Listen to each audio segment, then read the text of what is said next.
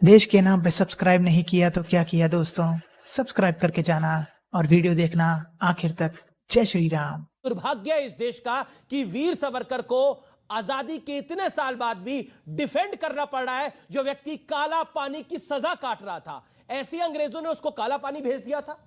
70 साल 80 साल आजादी के बाद आखिर क्यों याद आ रहे हैं सावरकर? जब देश एक दौराहे पे खड़ा है, जब इकोनॉमिक प्रॉब्लम देश के साथ में है, जब कल्चरल प्रॉब्लम, जब टेंशन हैं, जब किसान सड़कों पे बैठे हैं, जब बेरोजगारी बढ़ रही है, जब महंगाई आसमान पे चढ़ी, तब हम सावरकर पर डिबेट कर रहे हैं। इस देश में क्या जरूरत पड़ी आखिर देश को? अपने मुद्दे आज हम 2021 सावरकर अपने नहीं है चाहते, सावरकर अपने नहीं है, क्यों जीना नहीं चाहते हम? क्यों सन 47 और हिस्ट्री 2 मरतबा लिखी गई है।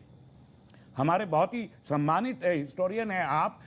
एक आज़ादी के बाद की आपने कोट की, चाहे वो अबुल कलाम आज़ाद साहब को भी आप कटहरे में खड़ा कर रहे हैं, नूरुल हसन साहब को भी कर दीजिए, मुझे इशू नहीं है, मेरी कोई दिलचस्पी नहीं है इन हजरात से। लेकिन आज़ादी से पहले अंग्रेजों ने भी एक तारीख लिखी है, वो तारीख भी गजट्स में मौजूद है, आपने भी वो पढ़ी होगी। उसमें भी सावरकर का जो रोल है या सावरकर वादियों का सारा, आज अभिनव भारत सावरकर का बनाया हुआ अभिनव भारत है, कैसे महिमा मंडित कर सकते हैं हम उस ऑर्गेनाइजेशन को जो बॉम्ब ब्लास्ट में आज इन्वॉल्व है, जिसमें आर्मी का एक आदमी इन्वॉल्व हुआ है, आर्मी से आरडीएक्स चुरा के बॉम्ब ब्लास्ट कर रहा है। उसी अभिनव भारत का सावरकर ने बनाई थी। क्यों आखिर सावरकर ने? अगर मैं ये मान लूं थोड़ी देर के लिए, आपके लिए औरंगजेब महान है, सावरकर पर सवाल। मैंने किसी की महानता की बात नहीं की, औरंगजेब को महान बताया गया है, आदमी की बात कर रहा हूं, बाबर को महान बताया गया। जिस आदमी ने 9 मरतबा दया याचिका की, 9 मरतबा दया याचिका की, मैं रीजन पूछना चाहता हूँ। 60 रुपए महीना की तनख्वाह अंग्रेजों से लेने का कारण क्या था, ये बताया जाए। अलाउंस था, मेंटेनेंस अलाउंस था, तनख्वाह नहीं थी। मैं मान लेता हूं, अलाउंस को लिया, अपना घर का मेंटेनेंस करना पड़ता था, जो अंग्रेज दे रहे थे, उनका रेंट, घर का रेंट, खाना पीना सब उसमें आता था। भारतवासियों को फांसियां दे रहे थे, सभी को मिलता था। अंग्रेज भारतवासियों को फांसियां दे रहे थे वो रत्नागिरी के अंदर। जी जी जी जी जी, मैं आपको मौका दूंगा आगे भी। सुधांशु त्रिवेदी, अभी मजा आएगा ना भिड़ो। वैसे तो मैं एक दो तथ्य रखना चाहता हूं। जैसे तस्लीम रहमानी साहब ने कहा अंग्रेज किसको क्या दे रहे थे। हमने बचपन में पढ़ा कि मोहम्मद अली जिन्ना बहुत बड़े वकील थे और उस जमाने में शायद उनकी आमदनी 4000 रुपए पर डे से ज्यादा थी, जो आज भी बहुत बड़ी चीज है। और मोतीलाल नेहरू उससे भी बड़े वकील थे। मैं पूछना चाहता हूं, ये उस जमाने में हजारों रुपए पर डे की आमदनी के लिए पेमेंट कौन करता था? किसी हिंदुस्तानी का मुकदमा लड़ रहे थे क्या? भारत तो बहुत गरीब था, हम तो अकाल और भूखमरी से झेल रहे थे। पेमेंट कौन कर रहा था? अंग्रेजों के मुकदमे लड़ रहे थे ना, इसीलिए तो। और मैं यह भी बताना चाहता हूं, जिसमें अशफाक उल्ला खां, राम प्रसाद बिस्मिल, चंद्रशेखर आजाद, काकोरी कांड, जो लखनऊ के पास ब्रिटिश सरकार का खजाना क्रांतिकारियों ने लूट लिया था, ब्रिटिश सरकार का वकील कौन था?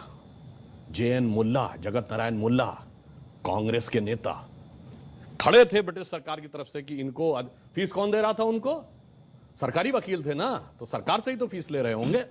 एक और उदाहरण बता रहा हूं, सारे एक सवाल ये है, क्या सिलेक्टिवली भारतीय हीरो को दबाया गया? हाँ, मैं उसके 2 उदाहरण फैक्ट बता रहा हूं। मैं दर्शकों से कह रहा हूं, जाइए चेक करिए।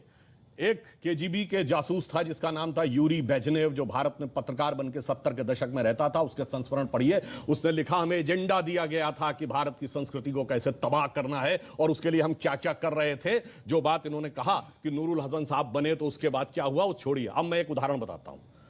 महमूद गजनी ने सोमनाथ का मंदिर तोड़ा। जवाहरलाल नेहरू ने डिस्कवरी ऑफ इंडिया में पेज नंबर 235 पे यह लिखा कि वो तो एक योद्धा था, उसका धर्म से कोई लेना देना नहीं था। उसने जो लूटपाट की है वो अपने किंगडम को इनरिच करने के लिए की है। जबकि हकीकत यह है कि खुद महमूद गजनवी के साथ आए हुए उसके राइटर उतबी उसने अपनी किताब तारिकुल यामनी में लिखा है कि जब उसने मंदिर पे कब्जा कर लिया और उसके पास राजा और पुजारी पहुंचे कि ये शिवलिंग मत तोड़िए, इसके लिए हम 1 करोड़ स्वर्ण मुद्राएं देने को तैयार हैं, और उसके सलाहकार गए तो जानते क्या जवाब दिया महमूद गजनी ने?